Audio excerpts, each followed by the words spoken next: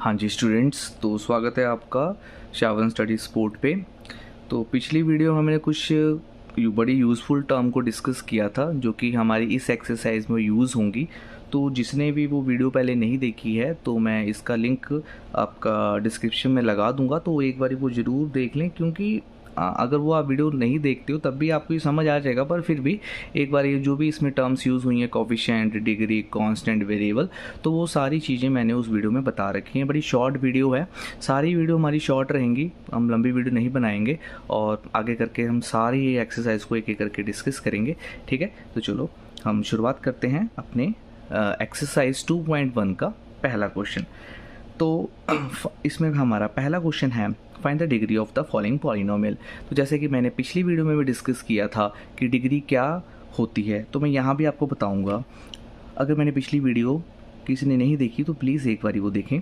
ठीक है, डिग्री में आप बस एक कीवर्ड को ही याद रखें। जितना आप सिर्फ एक की कंसेप्ट पे फोकस करेंगे उतनी ही क्लैरिटी आएगी। देखो, डिग्री का मतलब होता है मैक्सिमम पावर। कोई भी पॉलिनोमियल आप देख रहे हो उसकी बस आप मैक्सिमम पावर देखो। सबसे पहले वो आप पॉलिनोमियल होना चाहिए। अब पॉलिनोमियल कब होता है कब नहीं होता वो भी मैंने पिछली वीडियो में बताया था। ठीक है, तो यहाँ पे आपने डिग्री के लिए क्या याद रखना है, maximum power of the polynomial. तो पहले पार्ट में आप चेक कीजिए, आपके पास जो पॉलिनोमियल है वो है 2x² - 5x + 3। तो आप देख रहे हो हमारे पास जो वेरिएबल है वो x है, तो यहाँ पे अगर पावर कोई नहीं है तो हम 1 मान के चल सकते हैं। तो यहाँ पे हमारे पास जो मैक्सिमम पावर है वो कितनी है, 2।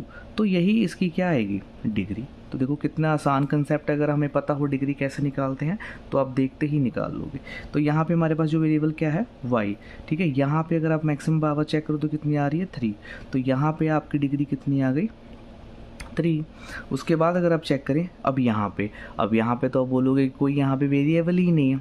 ठीक है, अगर आप यहाँ पे बोलते हो कोई वेरिएबल नहीं है तो आप मुझे ये बताओ, क्या मैं -9 को 9 के साथ x की पावर 0 लिख सकता हूँ?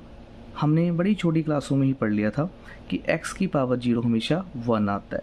अगर किसी को x की पावर 0 = 1 का प्रूफ चाहिए तो मुझे कमेंट में ज़रूर बताएं। मैं इसके लिए एक अलग से शॉर्ट 15 सेकंड का बनाऊंगा और उसमें आपको बताऊंगा कि समथिंग पावर 0 1 कैसे आता है। फिलहाल के लिए आप इसको अपने साइड में नोट कीजिए कि समथिंग पावर 0 हमारा 1 होता है।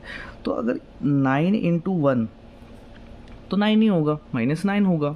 यहाँ पे फिर मैंने 1 की जगह क्या लिख दिया, x की पावर 0, क्योंकि वो मेरा क्या होता है 1। तो यहाँ पे अब मेरे पास मैक्सिमम पावर मिल गई। ये मुझे इसीलिए करना पड़ा, आप इसको औरली भी कर सकते हो कि यहाँ पे मेरे पास मैक्सिमम पावर कितनी मिल गई, 0। तो यहाँ पे डिग्री क्या हो रही है, 0 हो रही है।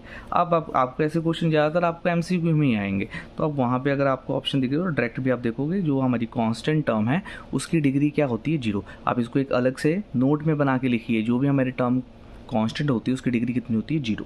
अब यहाँ पे हमारे पास जो वेरिएबल हो कितना है, z। तो इसकी पावर आपको कितनी दिख रही है, 1। तो डिग्री कितनी हो जाएगी, 1। तो हमारा पहला क्वेश्चन यहाँ पे ख़त्म होता है। ठीक है, चलो अब नेक्स्ट क्वेश्चन की तरफ बढ़ते हैं। हमारे पास नेक्स्ट क्या है, right the polynomial of degree 1 2 3। इसमें तो आप इनफाइनाइट मैनी पॉलिनोमियल बना सकते हो।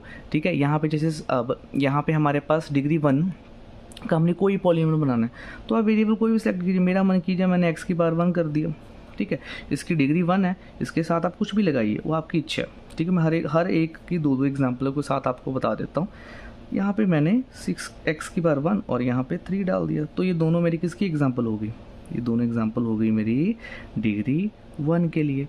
ठीक है, अब डिग्री 2 के लिए अभी तक आपने सोच लिया होगा क्या आएगा बताओ। अगर यही नंबर लूँ मैं, बस यहाँ पे मुझे क्या करना होगा, सिर्फ और सिर्फ मैक्सिमम पावर 2 रखनी होगी बस। ठीक है, उसके बाद आप चाहे x की पावर आपको जो है 2 से हमेशा छोटी रखनी पड़ेगी, क्योंकि यहाँ पे इन्होंने बोला है कि जो हमारी डिग्री है वो 2 होनी चाहिए, इसलिए मैंने यहाँ पे मैक्सिमम पावर 2 रखी है।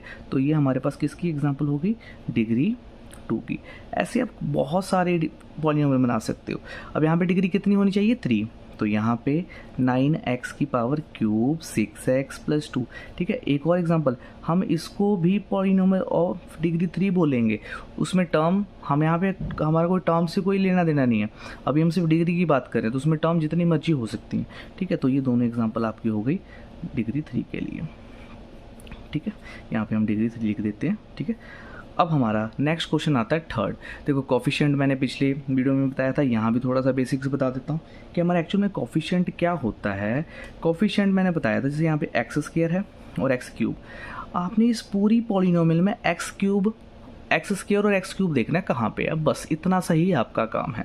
अब देखिए यहाँ पे आपको पूरी पॉलिनोमियल में एक्स क्यूब यहाँ पे दिख रहा है, ठीक है, एक्स क्यूब यहाँ पे दिख रहा है। अगर ये ऑलरेडी सिंप्लीफाई है, ठीक है, हम एक्स्ट्रा क्वेश्चंस भी करेंगे इसके, अगर आपको चाहिए हो तो कमेंट जरूर बताना कि उसके और इससे रिलेटेड क्वेश्चंस कैसे आ सकते हैं।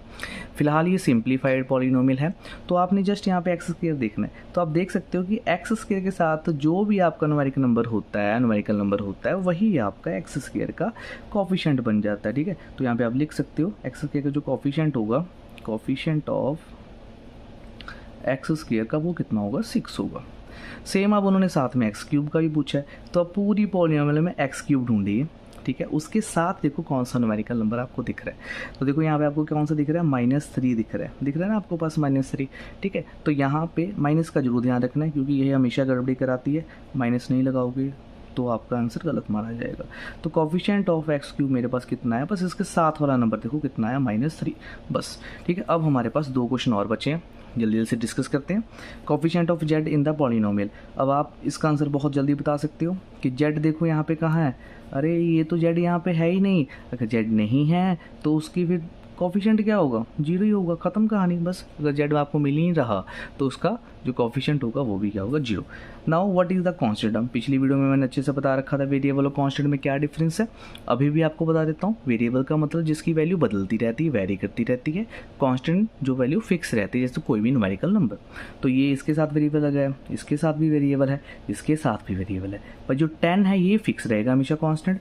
तो इसीलिए यहाँ पे हमारी जो कांस्टेंट की वैल्यू हो जाती है -10। कमेंट करके जरूर बताना कि आपको वीडियो कैसी लगी, ठीक है। फिर हम नेक्स्ट वीडियो में मिलेंगे एक्सरसाइज 2.2।